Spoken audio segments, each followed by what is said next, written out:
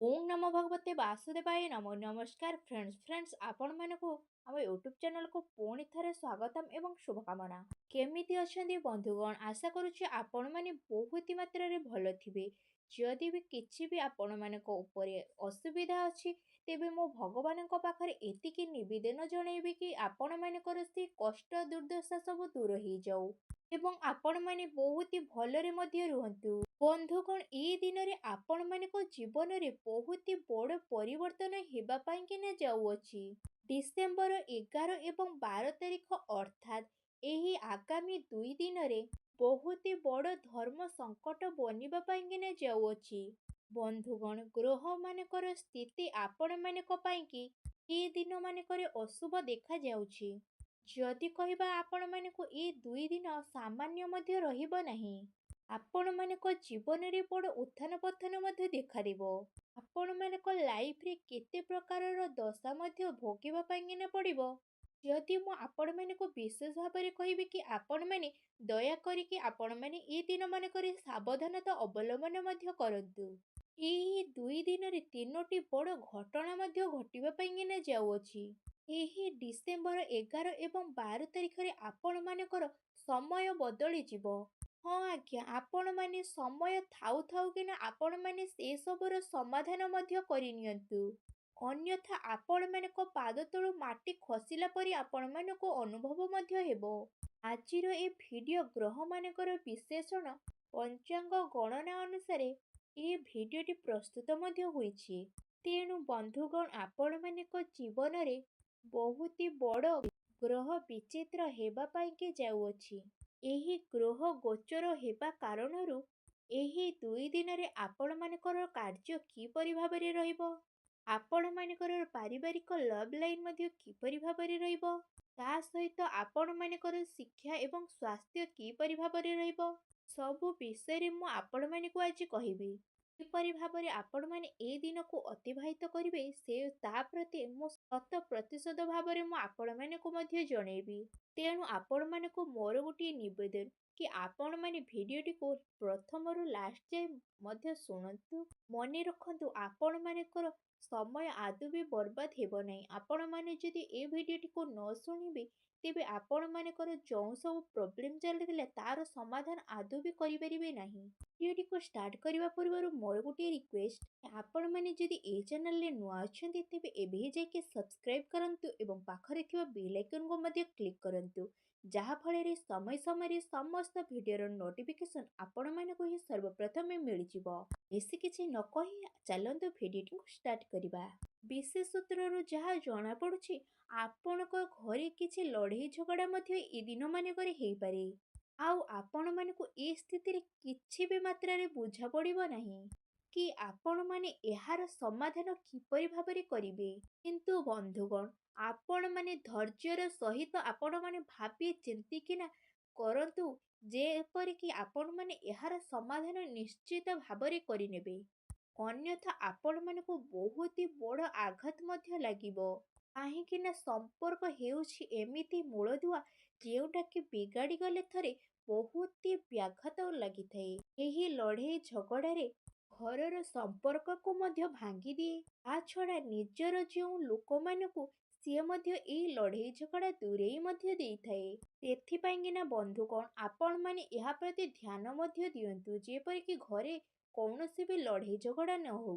କାହିଁକି ନା ବନ୍ଧୁଗଣ, ଗ୍ରହମାନଙ୍କର ସ୍ଥିତି ଆପଣମାନଙ୍କ ପାଇଁକିନା ଏମିତି ଭାବରେ 3ଟି ପରିବର୍ତ୍ତନ ନେଇକି ଆସିବ, ଯାହା ଫଳରେ ଆପଣମାନେ ଭଗବାନଙ୍କ ପାଖରେ ବହୁତ ନିବେଦନ ଜଣେଇବେ କି ଭଗବାନ ଏସବୁ କାହିଁକି ମୋ ଲାଇଫରେ ହେଲା, ଆଉ ମୋତେ ଏତେ ବଡ଼ ଦୁଃଖ ଆପଣମାନେ କାହିଁକି ଦେଉଛନ୍ତି। ବନ୍ଧୁଗଣ, ଏସବୁ କହିବା ଛଡ଼ା ଆପଣମାନେ ଯଦି ଏହାର ସମାଧାନ ମଧ୍ୟ ଯଦି ବାହାର କରିନେବେ ତେବେ ଆପଣମାନେ ବହୁତ ଭଲରେ ରହିବେ। କିନ୍ତୁ ଯଦି କହିବେ କି ଆପଣମାନଙ୍କର ସମଝଦାରୀ ଆପଣମାନଙ୍କୁ ବହୁତ ଭାବରେ ଭଲ ରଖିବ, ହଁ ଆଜ୍ଞା, ତା ସହିତ ଆପଣମାନେ ସବୁବେଳେ ସର୍ବଦା ସତ୍ୟର ପଥ ନିଅନ୍ତୁ। ସତ୍ୟ ହିଁ ଆପଣମାନଙ୍କୁ ଧର୍ମଠାରୁ ଜୟ କରିନେବ। ଆଉ ତା ସହିତ ସବୁ କାର୍ଯ୍ୟକୁ ଆପଣମାନେ ଧୈର୍ଯ୍ୟର ସହିତ କାର୍ଯ୍ୟ କରନ୍ତୁ। ଏହି 2 ଦିନ ଭିତରେ ଉତ୍ଥାନ ପତନ ମଧ୍ୟ ଦେଖାଦେବ। ଘରେ ତ ଆପଣମାନଙ୍କର ମତାନ୍ତର ମଧ୍ୟ ହେବ। ଆପଣମାନଙ୍କୁ ସେଥିପ୍ରତି ସତର୍କତା ରହିବା ପାଇଁକି ପଡ଼ିବ। ଅଥବା ଆପଣମାନେ ଯେଉଁଠି ବି କାର୍ଯ୍ୟ କରୁଥିବେ ସେଇ ଜାଗାରେ ବି ଆପଣମାନଙ୍କର ମନାନ୍ତର ମଧ୍ୟ ହୋଇପାରେ। ଆପଣମାନଙ୍କୁ ଧୈର୍ଯ୍ୟ ଧରିବା ପାଇଁକିନା ପଡ଼ିବ। ମନରେ ସର୍ବଦା ଶାନ୍ତି ସ୍ୱଭାବ ବନେଇକିନା ରଖନ୍ତୁ। ଅନର୍ଥ ଆପଣମାନଙ୍କ ଜୀବନକୁ ଏ ଗୋଚର ବିଗାଡ଼ି ଦେଇପାରେ। ଏହି ଦିନରେ ଆପଣମାନଙ୍କୁ ଯଦି କୌଣସି ବ୍ୟକ୍ତି ଆସି କିଛି କଥା କହିଦେଉଛି, ମନେ ରଖନ୍ତୁ ଆପଣମାନଙ୍କର ଛୋଟ ମୋଟ କଥାକୁ ନେଇକି ଆପଣମାନେ ବିରକ୍ତି ଭାବ ଦେଖାନ୍ତୁ ନାହିଁ। ଏହା ଆପଣମାନଙ୍କ ପାଇଁକିନା ବହୁତ ହି ଭଲ ରହିବ। ତା ସହିତ ଆପଣମାନେ ସର୍ବଦା ମନେ ରଖନ୍ତୁ ଆପଣମାନଙ୍କର ଯେଉଁ ବି କାର୍ଯ୍ୟ କରୁଛନ୍ତି, ଅନ୍ୟଥା ଅନ୍ୟକୁ କେବେ କାହାରି ଭରସାରେ ଦିଅନ୍ତୁ ନାହିଁ। ନିଜର କାର୍ଯ୍ୟକୁ ନିଜେ ହିଁ ସମ୍ପୂର୍ଣ୍ଣ କରନ୍ତୁ। ଅନ୍ୟର କାମ କାର୍ଯ୍ୟକୁ ଆପଣମାନେ କେବେ ବି ହାତ ଦିଅନ୍ତୁ ନାହିଁ। ଆପଣମାନେ ଯଦି ଅନ୍ୟର କାର୍ଯ୍ୟ ଉପରେ ହାତ ଦେବେ ତେବେ ଆପଣମାନଙ୍କ ଉପରେ ଅନର୍ଥା ଅଯଥା ଦୋଷାରୋପ କରିନେବେ। ଆପଣମାନେ ସେ ଜାଗାରେ ଅପମାନିତ ମଧ୍ୟ ହୋଇଯିବେ। ଯେଉଁଥିପାଇଁକିନା ଆପଣମାନଙ୍କର ଇମେଜ ମଧ୍ୟ ସେ ଜାଗାରେ ଖରାପ ମଧ୍ୟ ହୋଇପାରେ। ଫ୍ରେଣ୍ଡସ୍, ଏହି 2 ଦିନରେ ଯଦି ଆପଣମାନଙ୍କୁ ମୁଁ କହିବି ବ୍ୟାପାର ଏବଂ କ୍ୟାରିୟର ବିଷୟରେ, ଲମ୍ବା ଦୂରଯାତ୍ରା ମଧ୍ୟ ଏ ଦିନମାନଙ୍କରେ ବନୁଛି। ଏହି ଯାତ୍ରାର ପରିଣାମ ଆପଣମାନଙ୍କୁ ବହୁତ ଟିକେ ଦୂରରେ ମଧ୍ୟ ହେବ। ଯେଉଁଥିପାଇଁକି ଆପଣମାନଙ୍କ ମନ ବହୁତ ଦୁଃଖ ରହିବ। କିନ୍ତୁ ଏସବୁ କ୍ଷେତ୍ରରେ ଆପଣମାନଙ୍କୁ ଆପଣମାନଙ୍କର ନିଜର ମନକୁ ସମ୍ଭାଳିବା ପାଇଁକିନା ପଡ଼ିବ। ତା ସହିତ ଯେଉଁ ମହିଳାମାନେ କାର୍ଯ୍ୟ କରୁଛନ୍ତି ସେମାନଙ୍କୁ ବହୁତ ଟେନସନ୍ ମଧ୍ୟ ରହିବ। ଫାର୍ଷ୍ଟରେ ହେଉଛି ଘରର ଟେନସନ୍, ସେକେଣ୍ଡରେ ହେଉଛି ବାହାରର ଟେନସନ୍। ଯଦି ଆପଣମାନଙ୍କର ମନକୁ ଏକାଗ୍ର ନ କରିବେ, ଆପଣମାନେ ଡିପ୍ରେସନରେ ଆସିକି କିଛି ଭୁଲ ମଧ୍ୟ କରିପାରନ୍ତି। ତେଣୁ ଦୟାକରିକିନା ଆପଣମାନେ ଆପଣମାନଙ୍କର ନିଜକୁ ନିଜେ ଦୃଢ଼ କରିକିନା ରଖନ୍ତୁ। ବାହାରେ ଚାକିରି କରୁଥିବା ମହିଳାମାନେ ଏମିତିକା ପାରିବାରିକ ଜିମେଦାରି ଆପଣମାନେ ଛାଡ଼ିକିନା ଯାଆନ୍ତି, ଠିକ୍ ସେହିପରି ଆପଣମାନଙ୍କୁ ଟିକେ ସତର୍କତା ମଧ୍ୟ ରହିବା ପାଇଁକିନା ପଡ଼ିବ। ଆପଣମାନଙ୍କୁ ଏ ଦିନରେ ଭୁଲ ଆଦୌ ବି କରିବାର ନାହିଁ, କାରଣ ଏହା ବି ଆପଣମାନଙ୍କର ଦାୟିତ୍ୱ ମଧ୍ୟ ଅଟେ। ଯଦି କହିବା କି ବନ୍ଧୁଗଣ, ଆପଣମାନଙ୍କ ପାଖରେ ଯଦି ପରିବାର ନାହିଁ ତେବେ ଆପଣମାନଙ୍କ ପାଖରେ କୌଣସି ବି ଲାଭ ନାହିଁ। ଆପଣମାନଙ୍କୁ ସବୁ କ୍ଷେତ୍ରରେ ତାଳମେଳ ଦେଇକିନା ଆପଣମାନଙ୍କୁ ସବୁ କାର୍ଯ୍ୟ କରିବା ପାଇଁକିନା ପଡ଼ିବ। ତେଣୁ ଆପଣମାନେ ଆପଣମାନଙ୍କର ଜୀବନରେ କିଛି ବି ବାହାନା ଦେଖନ୍ତୁ ନାହିଁ, ନା ଆପଣମାନେ କୌଣସି ବି ବ୍ୟକ୍ତିକୁ ତୁଚ୍ଛ ମଧ୍ୟ ମନନ୍ତୁ ନାହିଁ। ଯଦି ଆପଣମାନେ ଟିକେ ବି ହୁସିଆରି ଦେଖିବା ପାଇଁକିନା ପାଇବେ, ଏ କ୍ଷେତ୍ରରେ ଆପଣମାନଙ୍କର ଘର ପରିବାରର ଲୋକମାନେ ଆପଣମାନଙ୍କୁ ତ କିଛି କହିବେନି, କିନ୍ତୁ ଭଗବାନ ବୋଲି ଜଣେ ଅଛନ୍ତି ଯିଏ ସବୁ ଦେଖୁଛନ୍ତି। ସିଏ ଆପଣମାନଙ୍କର ଧର୍ମର କିମ୍ବା ସିଏ ଆପଣମାନଙ୍କର କର୍ମର ସମସ୍ତ ଫଳ ଆପଣମାନଙ୍କୁ ଦେବେ। ତେଣୁ ଆପଣମାନଙ୍କୁ ସବୁ କ୍ଷେତ୍ରରେ ଆପଣମାନଙ୍କୁ ଧ୍ୟାନ ଦେବା ପାଇଁକିନା ପଡ଼ିବ। ଆଉ ନିଜର କାର୍ଯ୍ୟକୁ ସଫଳତାପୂର୍ଣ୍ଣ ମଧ୍ୟ କରିବା ପାଇଁକିନା ପଡ଼ିବ। ତା ସହିତ ପଇସା ଲେଣଦେଣରେ ଆପଣମାନଙ୍କୁ ସାବଧାନତା ମଧ୍ୟ ଅବଲମ୍ବନ କରିବା ପାଇଁକିନା ପଡ଼ିବ।